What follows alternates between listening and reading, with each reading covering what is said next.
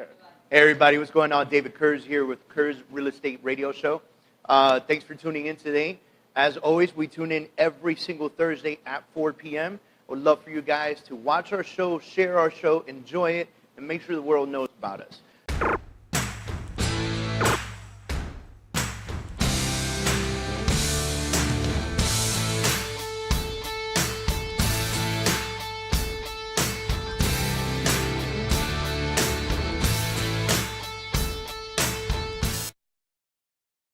We are Kurz Real Estate. We're located at 3692 Grand Avenue, 6,000 square foot office right in Coconut Grove. If you're a buyer or a seller and you need an excellent agent with the best training possible to take care of your business, your home, let us know. We'll make sure that we put you in front of the right person. Today I have Mike with me. What's up, Mike? What's up, buddy? What's going on? Thanks for being on the show. Thank you for the invitation. So this is a pretty cool show, I think, because instead of talking about different types of tactics and things like that, today we're going to talk about fix and flips, right? A lot of people want to talk about fix and flips. You want to get into them, but they don't really know what they're doing, you know? So what I'm going to tell you right now is stay tuned. Let me get through some of the other bullshit that I got to talk about. And then we're going to talk to Mike about doing some fix and flips, understanding the basics of it, and getting out there to do some cool stuff. So first of all, big shout out to two of our newest agents, Vivian Gronier and Aurora Vargas. Welcome to the family. We appreciate you guys. They both joined us this week. Our show is sponsored by New World Title. You got Rudy and Bridget and the Title Girls with 14 locations throughout South Florida, I think, and Northern Florida, right? I think they got Orlando and West Coast too. Yeah, correct. You can find them at newworldtitle.com. That's nuworldtitle.com. Or you can call 305-537-4906. Also sponsored by PRMG, Primary Residential Mortgage Group, our mortgage partners. Our Kurz real estate representative is Raymond Fundura, and his number is 305-300-7354. You can also email him at rfundura@prmg.com. We're also sponsored by Max Home Inspections. Max Home Inspections can be found at www.maxhomeinspections.com. Or you can call them at 954-947-8391. So very excited to talk about those particular things because we have great sponsors. We got great sponsors. We do. We have great partners in this company, which I think is really cool. And so ideally what we do is we talk about a great topic. That's me. We don't need that. It's a small table. Get over here, you know. Some of our newest listings, let's talk about those real quick. 1980 South Ocean Drive, Unit 4L. This is listed at $229,900 by George Fernandez. One bedroom, 1.5 bathroom, 870 square foot condo, 6800 West Commercial Boulevard. This one is listed by Ismaris Texador and Renee Fonseca. And that I don't even know. Oh, this is a commercial space, I believe. So I think one's at $500 a square foot, the other one's at $800 a square foot. I'll square that away when I get back to you guys. Stay tuned for that. 6864 Northwest Hogate Circle. That one's listed by Colin Dixon. In Port St. Lucie, believe it or not. We listed this property in Port St. Lucie, created a partnership with an agent over there, so we're able to service our client appropriately. We're marketing here, we're marketing it there, and we've got an agent over there that's boots on the ground, you know? So very cool stuff, listed at $399,000, 4 bedroom, 3 bathroom, 3.5 bathroom, 2,900 square foot house. We also have 9820 Southwest 168th Street. This is a lot, I believe, for commercial development, industrial. $1.2 million, also listed by Colin Dixon. We have 234 Northeast 3rd Street, Unit 2004. This is at the Loft Building, $193,900, listed by Eric Vargas, 1 bedroom, 1 bathroom. And last but not least, we have 10300 Coral Way, Unit E as in Eddie, 32. This is in Coral Way Village Condo, $209,000, listed by Rafael Rivas and Yasmina Fonseca. And this is a 3 bedroom, 2 bathroom, 1,000 square foot condo. That's not bad, actually. 200 grand for a 3-2 condo. I mean, it's not going to be beachfront, but it's, you know. That's going to be a good rental. It's going to be a good rental, right? That's what I think. Okay. So, not to get further into it, visit our website, kurzre.com. That's Kurz kurzre.com. On kurzre.com, you're going to find a lot of great information.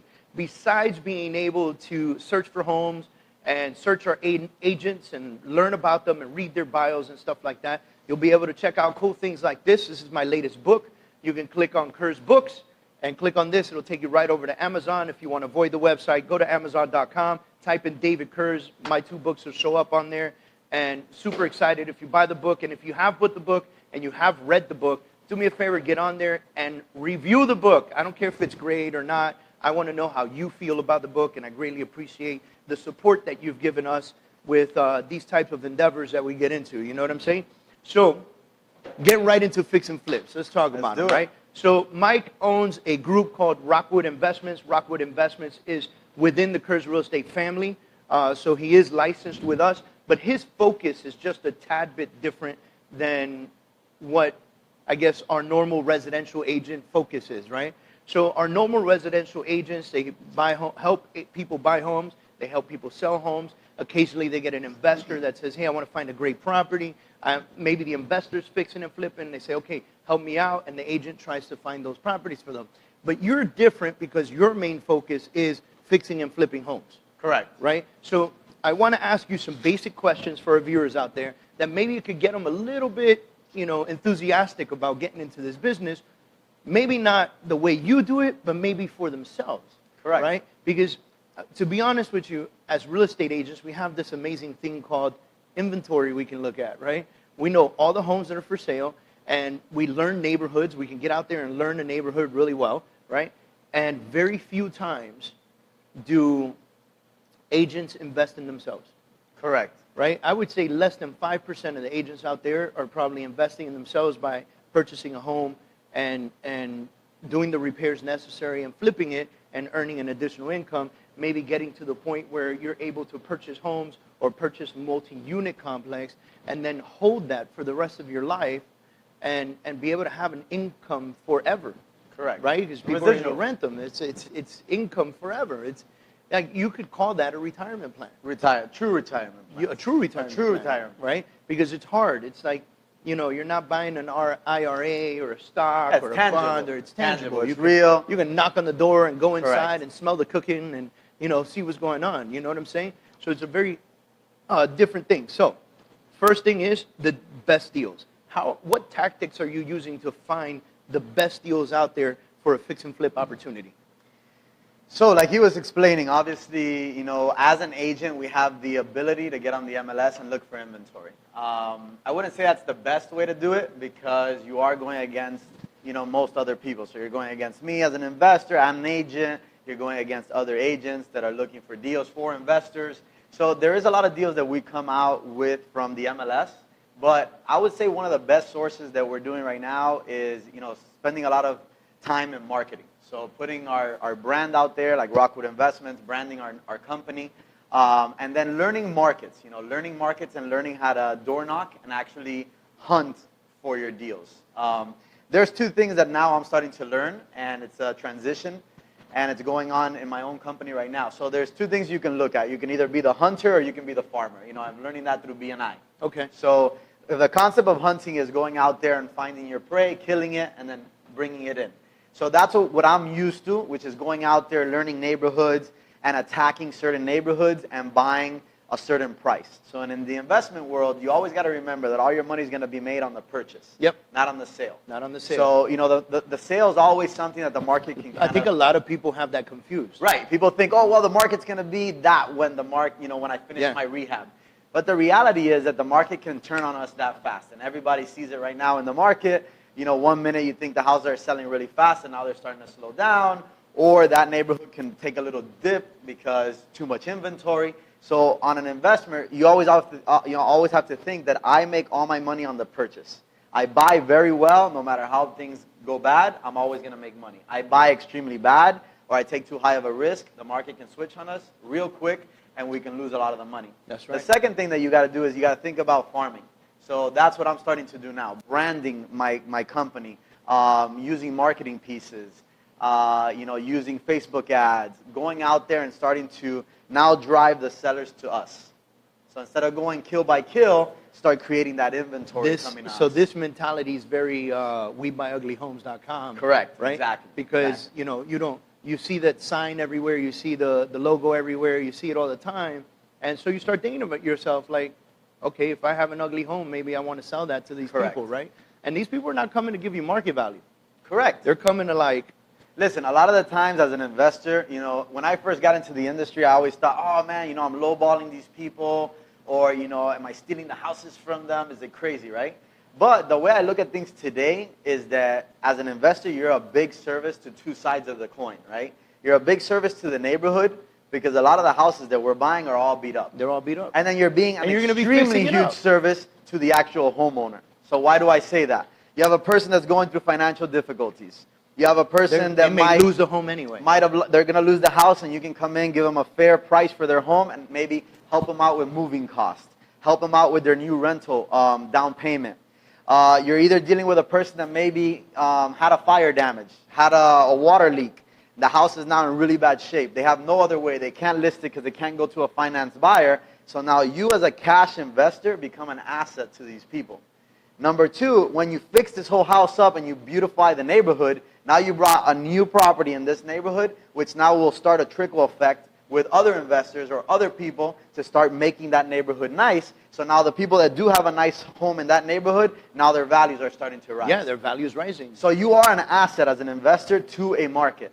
And that's been a big paradigm shift I've done to myself from, oh my God, I'm going to lowball them to no, I'm going to give them a very fair offer for what they own, and I'm going to help this person get out of a situation. I think for that paradigm shift for you is so critical. Correct. Right? Because if you continue to believe that you're stealing from them, you may not get the best price because Correct. You don't realize that you're already doing something good for them. Correct.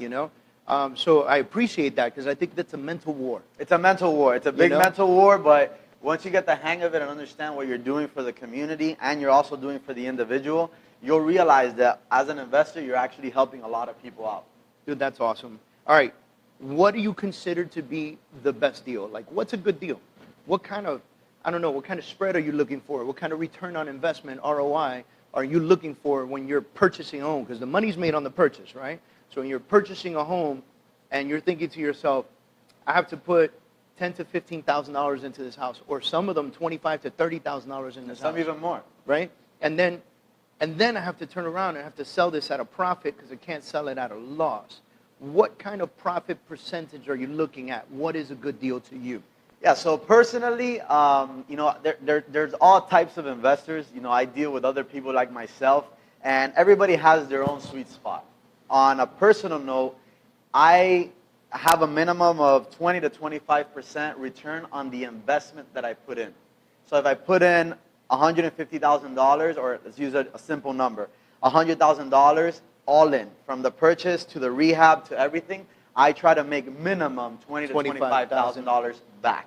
Now, that's not what I would consider a home run. No, but it's a good deal. But it's That's a good considered deal. to be a good deal. It's something that I said, okay, I invested 100 purchase and rehab, and I'm getting back 25,000. I'm very comfortable. I've seen deals happen where somebody invests 150,000 total and they make 100,000. And they make 150,000. Correct. They double up. Correct. They make 100% profit on a property. On all their money. But why? Because they bought it well. They bought it well. Really exactly. good price. You see those types of deals, and the more I get into it, the more I understand these types of deals. You're gonna see it when you're pioneering a neighborhood. Yeah. So when you're one of the few guys saying, you know what, I believe in this neighborhood, I'm gonna take a high risk.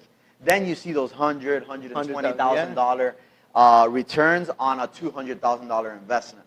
If you're in a hot neighborhood like Miami Gardens, Shenandoah, all these neighborhoods, those are hard to find. Yeah, they're harder to find because there's so many of us But there. you can get 20% on a deal there. 20, 25% on that, you can get it very easily. 10, 15%, bad deal? Not a bad deal. Look, there's some people that I know that they make a $200,000 purchase, $25,000 rehab, and get back $10,000, $15,000, and they are ecstatic. Because they think about it. If I did that in a 3-month term, and I do that 5 times a year, 30,000 times 5, I made $150,000 fixing and houses. flipping a few houses. It's not very easy to make $150,000 whether you're an agent, investor, or anything. So you think, wow, I made $150,000 on 5 rehabs. hey, I'm a happy camper. I'm doing pretty well. Who's your target audience, right? Because, like for instance, I'm working on 3 houses personally right now. Okay. Right. 2 of them are probate cases. Okay. All right. I'm lucky enough to have Jennifer who focuses on probate, and so she can find certain things like that maybe are interest of me to buy and fix and flip, right? So we're working on 2 probate cases. Both probate cases end up being short sales, right? So they're taking some time, you know? That might not be exciting for some other investor. For me, I'm not in a rush. If I get it for the price that I want, then I'm in good shape, you know? One of the other properties that we were able to gather had already gone through the probate case, was ready to sell. We picked it up for a great price, didn't have to do the short sale on it. We are flipping it now for a decent profit, right? So now, when I tell you a decent profit, here are my numbers, and I don't mind sharing it with you guys so you understand what I consider to be a decent deal, right? So we picked up the house for $160,000. Okay. We're going to put about $12,000 to $13,000 into it. Okay. Now I'm at about $173,000. We're going to be able to fix it and flip it at about $240,000. Worst case scenario, $230,000. My opinion, that's like 35%. That's a really great deal. Correct. Know? And so for me, you know, I see something like that, I jump on it. If it's got, in my opinion, a 15% margin, I don't risk it. Because I'm not doing 10 houses at the same time where if I lose money on one, I'm okay. Yeah, you recuperated on the other one. I'm not, my situation is not that situation. My situation is I'm a one at a time kind of, you know what I mean? Which is why I'm doing 3 at the same time now, because the other 2 are short sales. So the way it works out, I'm going to be done with number 1, let's say. Then number 2 will get approved for the short sale, and I'll work on that. Then number 3 will get, you know, and I'll have a rotation. So this year, or within a year, I might do 3 to 5 deals, right? So who's your target audience? Like probate, short sales? Yeah, so it all depends on the speed. So like you're saying, short sales. Really ugly houses. They're great, but they might take a long time. Yeah. So there's a good side caveat, to it, right? where you say, oh man, I might be able to get a good deal. The negative side of it, you might not get the bank to approve it if the house is in good conditions and stuff like that. So my biggest target right now is obviously probates, the ones that more than just probates with equity, because then those are much easier for me to come in. Yeah. Houses with extreme damages. Because I've been in the business for long enough, I've made certain relationships, and I can buy houses with liens, violations, illegal additions, and all of that. Like my last purchase, just to give you guys an idea of what I did, I just purchased a house in Westchester. I bought it for $300,000, and it had $62,000 in liens on it. Wow. Those things don't scare me. It had a conversion of a garage. It had illegal accordion shutters. It had a shed that was in the wrong place. It had aluminum roof that they had done. But because I've already made certain connections, I've made certain affiliates working on how to get these things taken care of, I was able to take a risk that most people couldn't take. Yes. So a lot of people will be like, nah, I don't want to get myself into that. I was able to jump into that house, pay a very, very great price for it. We're probably going to put about $10,000, $15,000 into it, and the market in that area is about $450,000. But because we're not going to fully remodel it, we're just going to touch it up, we'll probably list it at about $420,000. So we're doing a very, very solid deal on that. But what gave me the ability to do that is that I can take liens, violations, issues on houses, illegal additions. So that gives me a different advantage over other investors. Yeah. I also look for stuff like that, fire damages, you know, people that are going through bankruptcy, people that might be going through a divorce. You know, they're probably settling on a house. They don't have time to list it, and they want to get cash quickly. These are the type of clients that I'm looking for. Okay. All right. So, OPM, other people's money. Love it. All right. So talk to me about that, because a lot of people listening right now are like, all right, guys, that's great, but you know, I don't have the money to get into this. What do you tell those people? Listen, when I got myself into this business, one of the things that I learned how to bring was value, right? So anybody out there that has, let's say, $200,000 in the bank, and they have a job, and they're constantly, you know, have their time taken with their family, but they have this extra cash. I was able to bring value to other people by saying, I have an investment company, I have the time, I have the hunger, I have the knowledge, I have the information, I have the infrastructure of the rehabbers. I have a track record invented in the beginning, but I have a track record to say, hey, you put the money and I do the work. That's how I began, in this industry. Now, there's times that I use hard money lenders. So what is that? That's a private investor that has, let's say, $1 million of personal money, right? You go and they're loaning off of the property. They're not loaning off of you. So they don't need to know your credit. They don't need to know your track record in investments. They don't need to know any of that. What they're going to do is they're going to loan a certain percentage, which if anybody out there needs the help, we can help them out with that. They'll loan off a certain percentage, so let's say a 70% LTV.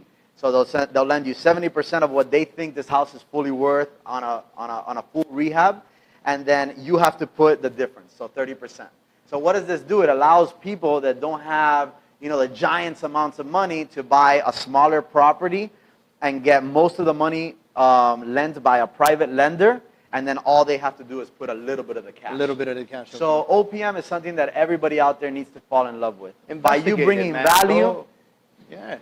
to somebody else, other people will let you use their money. The worst part is you can go on the internet and you can find examples on how this is done. Exactly. You can learn how this is done. You can go on YouTube and watch videos on how this is done, which basically means you can begin investing in fix and flip properties with very minimal investment. Correct. Now, your profit margin will be small as well because Correct. you have to give those folks who gave you something, you got to give them higher something percentage. back. But you get yourself started. You do Yeah. a few houses, you got a little money on your own now you rock it out. Yeah, right?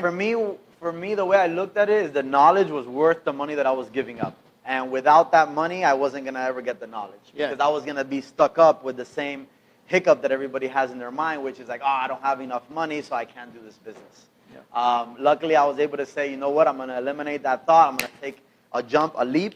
And I was able to get my first investor to say, hey, I'm going to trust in you guys. We did an excellent job. He's happy. We were happy. And that's how we tracked off our business. That's awesome. All right. Wholesale versus retail, right? There are often times that you are able to pick up a property and wholesale it. There are other times that you'll pick up a property, fix it, and flip it at retail. Correct. Tell them the difference between a wholesale flip and a retail flip. So wholesaling, to give you guys an idea, like the word pretty much explains itself. Anything that you wholesale, you buy low, you sell for a little bit higher, right? So you're selling for a profit from where you bought it to where you sold it to another investor, but you still have to leave them with enough room to go in there, to create fix the house, and then now profit also margin. have their profit. Yeah. So the wholesale game, where I can tell you is the bigger challenge, is that in these deals you need to find bigger spreads. So in this case, you have to work a lot harder to find these deals, because now you're going to have to compete against other investors, agents, people door knock. You're going to have to compete against many people, because now instead of making $100,000 spread, you need to find a $140,000 spread so you can make 20, leave the other guy room to go and put the 60 grand of rehab, and then make their $60,000. Yeah.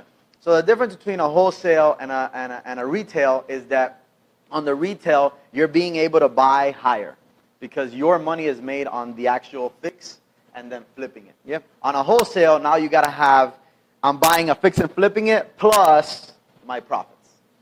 Awesome. Now, I like wholesales. I like them both. My business runs on all three of them. Wholesaling, fixing and flipping, and now converting into buying, fixing, and holding. Yeah. I'll tell you that the beauty of the wholesale is that you don't have to go through the headache of construction. Correct. Right? And especially in Miami, that's a headache. So get ready for that. The guys that are going to fall in love with this, the first thing you got to do is try to build the best team you can, because I've lived here all my life, so I kind of know it. My dad owns a concrete company, but the construction world here is very sketchy. Yes. So make sure you build the right team around Exactly. you. We talk about that just about every week. Exactly. Right? All right. So how can I have $200,000? I don't want to do it. How do I connect with you? Yeah, look, the best way to do it is come to our office. Obviously, we're in Kurz Real Estate. We're the in-house investment company. You can reach me on my cell phone, 786-426-2792. And then we can talk and get creative. And You got a great website? I am creating one right now. Oh, it's not up yet? No. Okay, I have one, but it's not the way I want it to go. Can they find you on social media? They can find me at Mike Rockwood Investments. So you can find me on Instagram, or in my Facebook, it's Rockwood Investments or Mike Venero.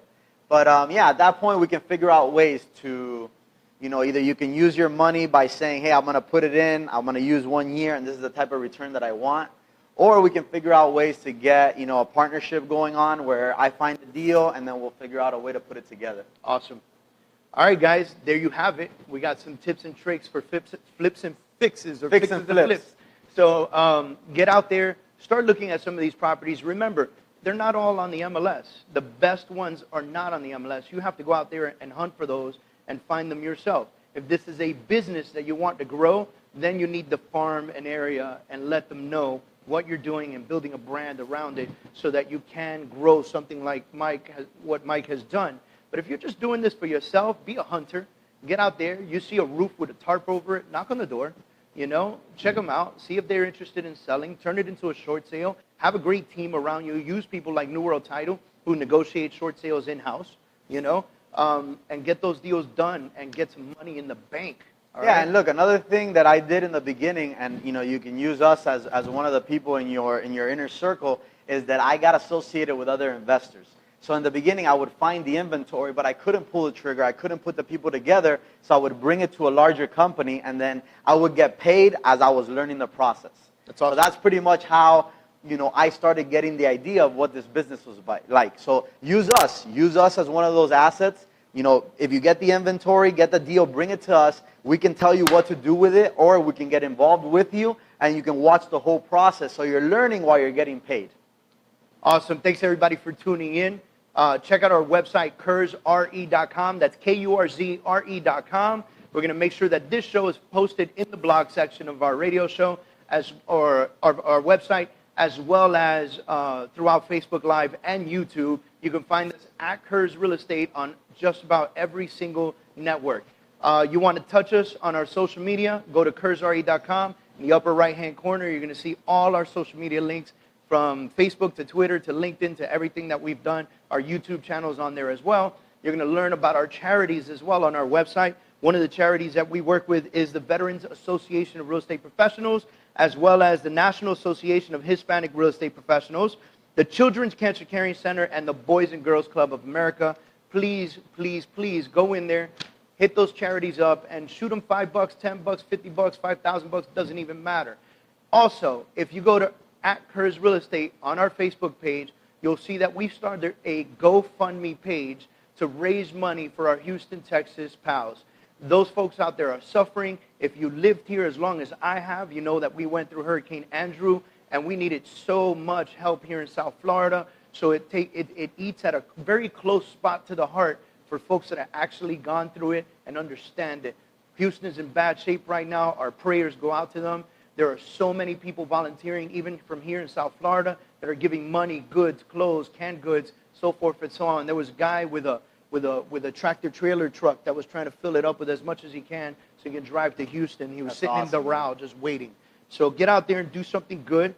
Our Hometown Heroes program, you'll also find on our website. The Hometown Heroes program is for veterans, teachers, firefighters, and police officers, where we give cash back at closing in the form of a credit when you purchase through us and use our partners throughout the process, or if you sell through us and use our partners throughout the process. You can visit KurzMagazine.com. That is linked from our KurzRE.com page as well. If you want to just go straight to the magazine, KurzMagazine.com, you'll see some great homes that we have listed for sale, along with other pertinent information when it comes to real estate. Again, reach us, 786-529-5273. Again, 786-529-5273. If you didn't hear Mike's phone number earlier, or you're driving, you can't write it down, just look up the Kurz Real Estate page, hit our phone number there, and our front desk team will make sure to get Mike on the phone or at least deliver him a message. So let me finish off with my final thought of the day. And we touched on this a little bit earlier.